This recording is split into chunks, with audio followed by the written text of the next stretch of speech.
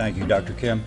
I'm glad Kevin gave a sort of a technical talk. My talk's going to be a little bit different for you today. I'm not going to focus so much on the technical side of raising flounder. I think one thing to also mention that Kevin's talk was about the California halibut, which is a Paralichthys, and I want to bring your attention to this as well. The southern and summer flounder are congeners. They're both Paralichthys also. Technically, it's going to be very similar how these are raised, and so I don't think it's really all that. I decided to do my talk a slightly different way and not talk so much about the technical side, but talk more about the milestones. Southern flounder and summer flounder have been a research topic for probably 25 years, maybe a little bit more, 30 years. So what I really want to focus on, or the way I structured my talk, is to talk more about the milestones, what has happened with the research as we've gone along, and then I want to focus on a couple of the things that I see are the main constraints to why this is not yet a commercial aquaculture species. Let me start out with some of the differences and similarities between summer and southern flounder. Again, they're congeners. They look very similar. This is actually a southern flounder down here, but this could be a summer flounder as well. This particular fish is very dark because it's been raised in a dark tank, and so they take on the sort of coloration of the tank color that they're raised in. Normally, if you were caught one of these in the wild, it'd be a little more of a tan color, just like Kevin was showing in his slides with the California halibut. Really, the only difference, and it's really hard to tell actually, between a southern and a summer flounder is the pattern of spots that are along the tail here. The southern flounder forms a little bit of a triangle. The summer flounder does not. Honestly, it's very difficult to see. Even after years of doing this research, I have a hard time telling them apart when they're sitting in a tank. But there are some very important biological differences between these two species. I know the font here is very small, so I'm going to take some time to show you with the pointer. Here's a distribution of 3 flounders that are found along the Atlantic coast and in the Gulf of Mexico. At the very top, it says winter flounder. So that's basically Cape Cod north into Maine and even farther up north than that. The summer flounder natural range begins at Cape Cod and goes all the way down to about Cape Hatteras, which is right in the middle of North Carolina. So sort of a northern Atlantic sort of a species. Generally, summer flounder remain offshore.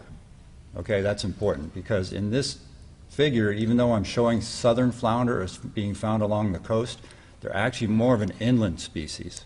So here's the difference between summer and southern flounder. Summer flounder prefer slightly higher salinities. They're mostly an offshore fish. They're federally managed because they're part of a commercial offshore fishery. Southern flounder are the exact opposite. They spend almost their entire lives inland, in lower salinity, brackish water, sometimes up and even into the fresh waters. So they are state-managed fishery. Even though I show it as following along the coast here, they're actually mostly in the estuaries and the inland areas of all the states that are along this coast. This is also not a mistake here. The southern flounder distribution is discontinuous along the southern tip of Florida. It is not found along the very bottom tip, but it is, once again, it picks up in distribution in the Gulf of Mexico. So the southern flounder, somewhat similar to its name, seems to prefer or withstand higher water temperatures as well. So remember, higher water temperatures, also slightly lower salinity. It's actually even considered sort of a euryhaline fish, whereas the summer flounder is not quite considered that. So in talking about the status of where we are, I think it's important to sort of highlight where we've been. And so I want to describe a little bit about how some of the activities related to summer and southern flounder have gotten us to where we are. And what I want to do is to give a particular recognition to Dave Bankston from the University of Rhode Island, who really started a lot of this work. He worked with George Nardi when he was there, and George went on and worked with Great Bay Aquaculture. Actually, the name of Great Bay has changed a few times. George, is that the right name now? Okay, good. So George, I want to recognize those two because they were really the pioneers in the field of the summer flounder research and southern flounder, people that we are. We tagged on to what they did, and they were very collaborative and open, and I think they were really important in fostering the development of flounder culture in the United States. So I say we, I'm talking about at NC State University. We started working in southern flounder in the mid-90s. We partnered with UNCW and Wade Watanabe. Russell Borski's been one of my collaborators too. We were working between North Carolina and South Carolina Division of Natural Resources. And those early efforts really focused on, quite logically, how do we spawn these fish? How do we control the reproduction? What time of year? What type of hormones? That sort of thing. A lot of those efforts in the mid to early 90s were done in that area. And then also, of course, larviculture, which was seen as the main bottleneck around that time. After 5 or 6 years, I don't know, the hatchery sort of technologies for strip spawning, hormone-induced strip spawning of flounder were sort of, I don't want to say perfected, but they got to a point where it was very predictable and we were able to do it in a very reliable way. Here's another technique that came from Great Bay with candling the fish. It's very hard for you to see in this thing, but basically if you put a female flounder on a glass cover with a light behind it, you can see her ovary development along here, along the ventral side of the fish, and that helps us stage when the hormone implants happen. So some of these techniques were worked out really in the late 90s into the early 2000s, and we developed all those hatchery technologies that are important for all marine finfish, and they sort of follow a similar sort of a progress that you've seen in many other marine finfish. They all begin with the live feeds, rotifers, artemia, dry feeds. With flounder, the hatchery period is generally about 30 days long post-hatch. Goes to about 30 days. That's when metamorphosis starts. This all depends on water temperature, of course. But this is a very standard sort of feeding regime. There's been a lot of literature written on this, so I didn't really feel like it was worth going over in great detail. But it's sort of a standard marine finfish hatchery thing. After we worked out all those techniques, generally, controlled reproduction, hatchery technology, feeding, all the way through weaning, metamorphosis, things like that, we turned our attention to food fish production. And this is where things got a little more challenging, in my opinion. So we looked, of course, to the olive flounder. Some people call it the Japanese flounder. Paralichthys olivaceus, again, same genus, right? So a lot of the things we thought were going to be very similar to the summer and the southern flounder. We knew that the olive flounder were cultured in land-based tanks. And if you have been to Korea, Japan, you see these tanks that are very near the coast. They pump water directly in from the sea, run it through the tanks, and then it directly goes back out to the sea. So it's kind of a flow-through seawater system. We knew we would not be able to do that in the United States. We knew that would not be the sort of thing that we would be able to find, that kind of coastal land that would not have those sort of conflicts. It would probably be very costly. So we knew that was not going to be a system that we would use in the United States. We started looking at some form of intensive water reuse, or the RAS systems, for both summer and southern flounder. So that became our sort of production system. And here's what I want to bring to mind for you, because it started getting into the area of system design. So after metamorphosis, I want you to think about this. When the flounder are in the hatchery stage, they're floating around, they're pelagic, floating around in the water just like any other fish, bilaterally symmetrical. As they go through metamorphosis, they begin to flatten out. And then they also they go down to the bottom of the tank. Sometimes they stick to the side of the tank. So you're going from a three-dimensional fish to essentially a two-dimensional fish, or their area, their life, their culture area is becoming two-dimensional. So instead of talking about flounder production then in pounds per gallon or numbers per liter or cubic meter or whatever it is, you're really talking about pounds per square foot. And that's an important concept to get into your mind, because then the economics are dollars per square foot. Okay? That means space is important. Square footage is important. So you'll see in the literature too, when you look at any other types of flatfish, this is something, a conclusion people came to quite quickly. What about if we put shelves in a tank? What if we took tanks and we stacked them? And you saw several iterations of that. You'll see all kinds of designs that were made for people putting shelves in tanks. Shelves are a great idea, but getting the flounder to get up onto the shelves is another thing too. You can't, train them to do that, I guess. But anyway, when you look in the literature, you'll see that. That's the reason for it, because now you're talking about a two-dimensional economic sort of metric. Here's a picture, I believe it's from Great Bay, of a de-ended raceway. It's a tank that was designed for this in mind. So the idea is that you're trying to maximize the square footage of production area. So you have you get the benefit of the flat-sided tanks. You can put them very close together. But then in order to have a good water flow, you need the rounded end to have water flow around. And you've got a dividing wall in the center, some drains along the bottom, and you can see that the walls are not very tall. So again, we're not talking about a deep tank to raise lots of fish. You can raise the same amount of fish in a shallow tank because they're all laying on the bottom, right? So once again, a two-dimensional sort of a thing. Here's some other things that I think engineers need to keep in mind if and when they're improving or designing systems for flatfish. Most of these are behavioral. So flounder, you've seen them in tanks probably. There are a few pictures I have in here. They just rest on the bottom. They don't move very much at all. As a matter of fact, when I have tour groups come into the hatchery, many times, especially kids will ask, are they dead? You know, why are they lying there like that? They don't really move at all. And so they lay on the tank bottom and they form these piles. They'll actually pile up and form, depending on how densely it's stacked, there'll be 2 or 3 fish deep. I mean, they're laying all over each other. They're like cats. They just lay all over each other. They will swim up to the surface to feed. So don't think that you need to have a heavily sinking feed in order to feed flounder. They will come up right up to the surface and feed on pelleted feeds. But think about this again. So they're lying on the bottom. They will lie against drainage structures. They'll cover up your drain. So when you're thinking of where you're placing your drain and how the water is going to be flowing in a tank, realize that those flounder may cover that up as they get bigger. These are all problems for solids removal. So those of you who are engineers, think about this. You're trying to separate the water from the solids. If the water cannot move the solids or get the solids into the water column so that it can be filtered out, that's problematic. So with all these fish laying on the bottom, laying on the pelleted feed or laying on the feces, the water flow is much more problematic in these shallow tanks that are filled with flounder. So those of you who are thinking of system design or tank design for flounder, please keep these things in mind. They also seem to not really like high velocity currents. So that's not a very good means of getting rid of the solids or moving the solids out. It seems to cause them a bit of stress, and they will actually stop feeding if the current velocity is too high. So here's where I think we come into another challenge, and this is the biological challenge. Kevin mentioned it in his talk as well. And it's really called sexual dimorphism. That's the topic that we're really talking about here. This I see as being one of the greatest constraints to commercial flatfish culture of the fishes that I'm talking about here, the summer and southern flounder. It is common in flatfishes, so Kevin mentioned it, and I'm sure they're going to talk about it with the olive flounder as well, because there's been a lot of research on this.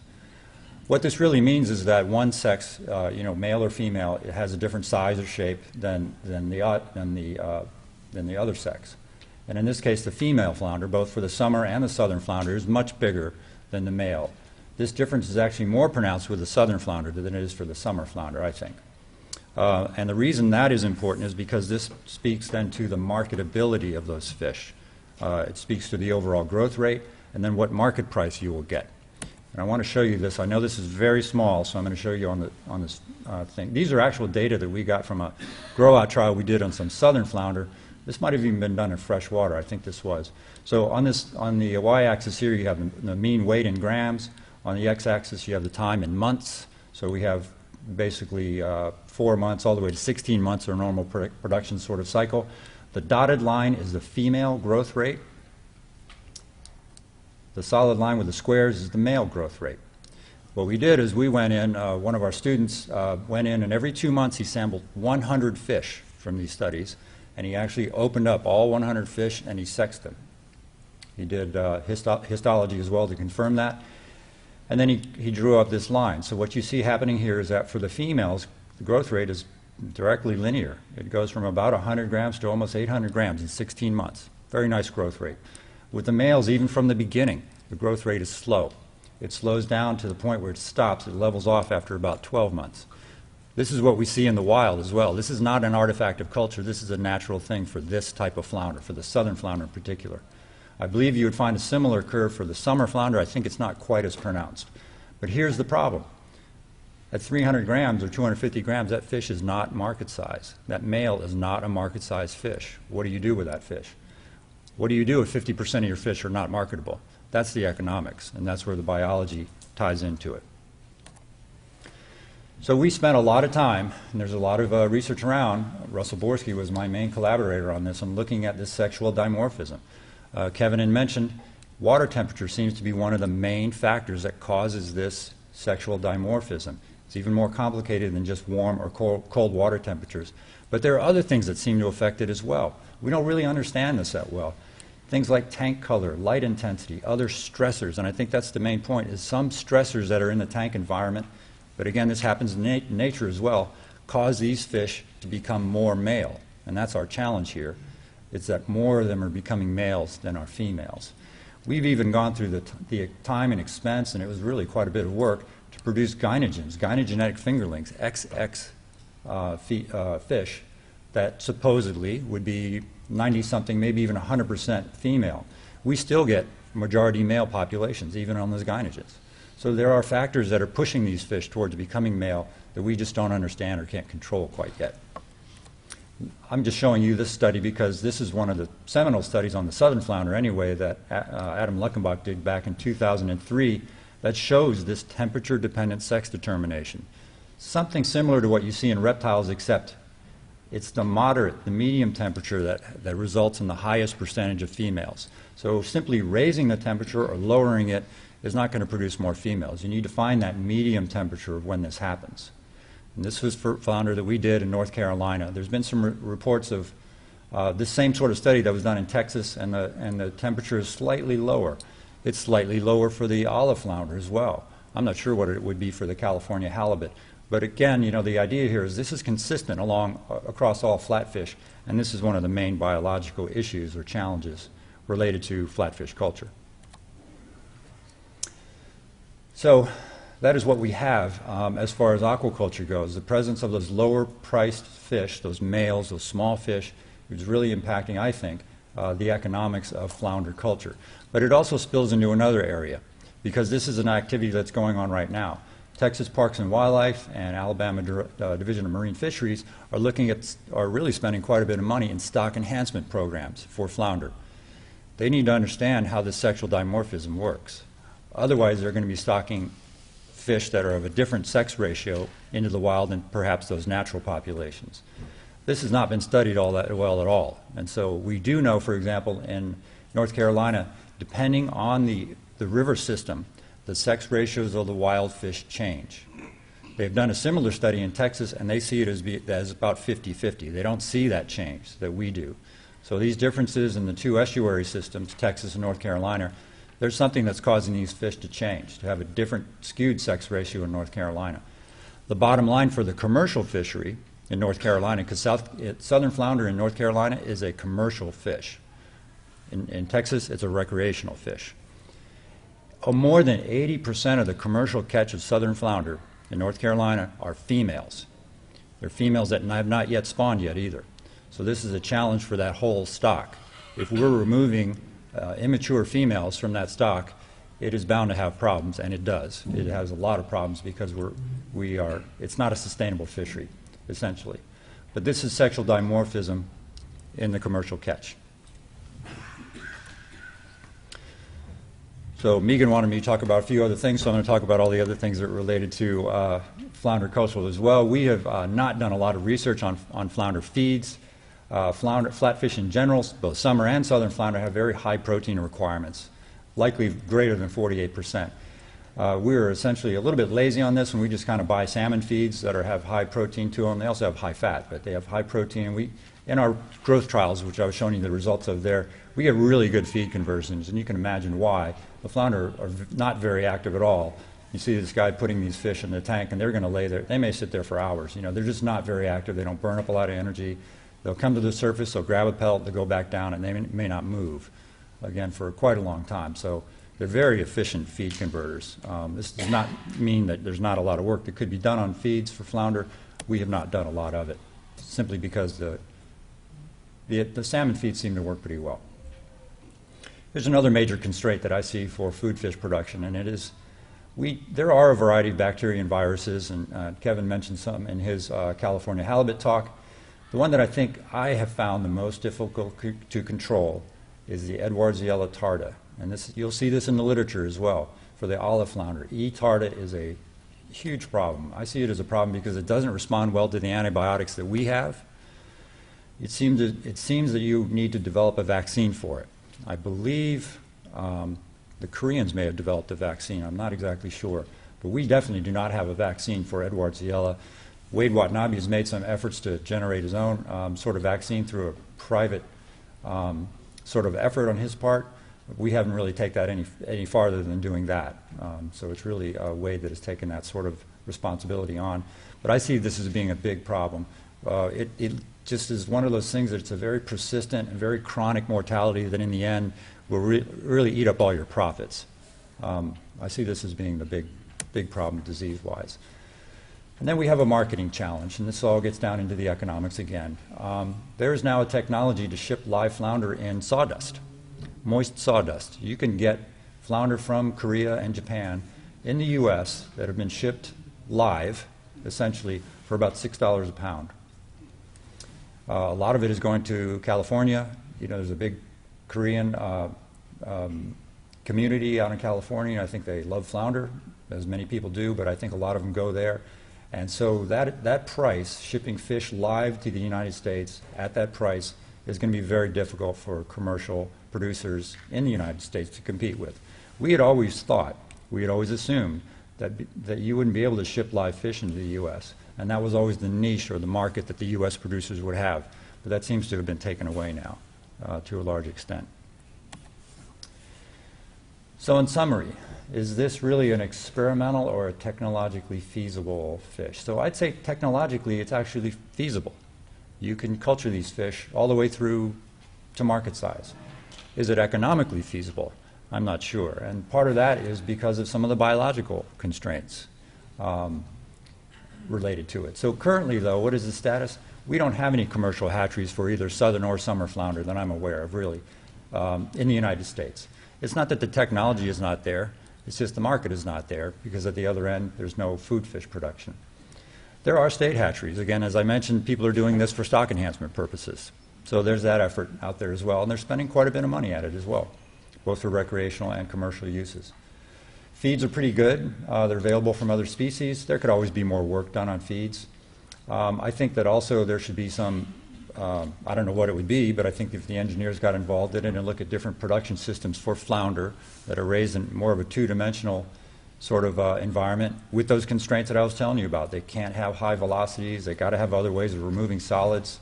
Those are the sort of challenges that engineers might find interesting. But the other challenges, again, I think, are sexual dimorphism and then those diseases. Those are significant. I think they could be overcome, obviously, with a little more research, a little research money, all the feds here that have all the $20 million I heard about this morning. But it's still a constraint for us right now. I see, though, there's a lot of interest in the stock enhancement side, and that may probably keep the hatchery portion of flatfish culture alive for a little while. So that's all I've got. Are there any questions?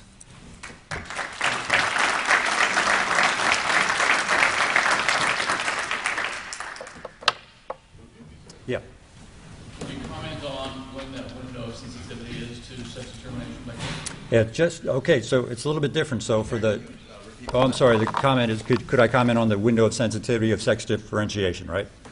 So I'm going to give you a little bit of technical answer here. So for the olive flounder, it's very early on, and they're very small fish. With southern flounder, it happens, we think, when they're about 100 millimeters or greater, because that's when we can sort of tell by histology when that happens.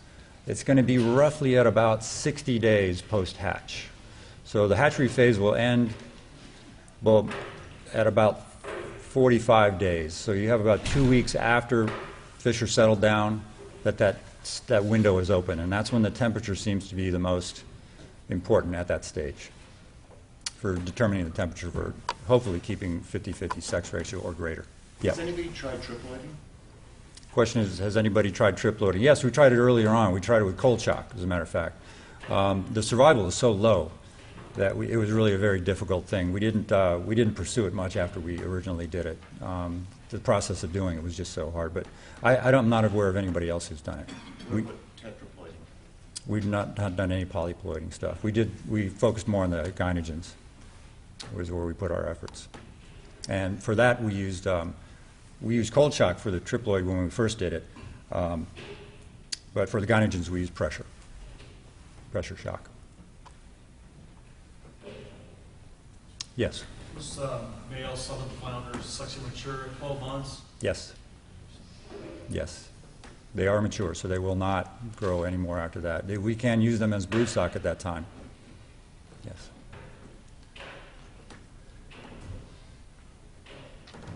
Else? Thank you.